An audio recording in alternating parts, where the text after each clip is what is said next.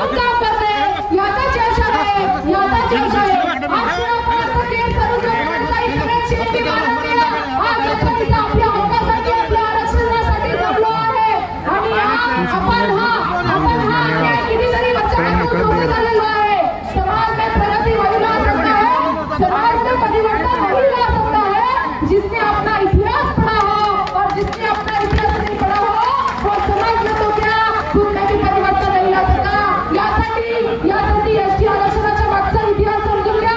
1948 पर्यंत रजाकाराच्या काळात, निजामशाहीच्या काळात आपण एसटी प्रवर्गात होतो, पण जेव्हा 1948 नंतर राज्याची पुनर्रचना झाली त्यावेळी आपल्याला या भटक्या विमुक्त जातीच्या प्रवर्गामध्ये ढकलण्यात आलं आणि आमचं एसटीचं आरक्षण काढून घेण्यात आलं. माझा सरकारला प्रश्न आहे की ज्या प्रकारे मराठा कुणबी समाजाला तुम्ही हैदराबाद गॅजेटमधून आरक्षण दिलं त्याचप्रमाणे आम्हाला का नाही.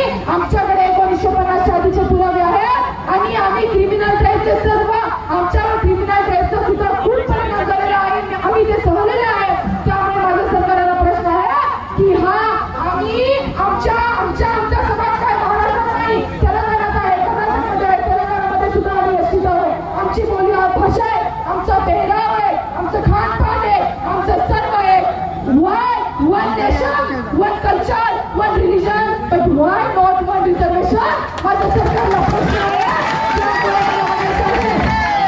त्यामुळे मला सरकारला मदत आहे. हा बंजारा समाज है, अगर प्यार से मांगो तो जान भी हजीर है, वरना तलवार से इतिहास लिखना हमारी परंपरा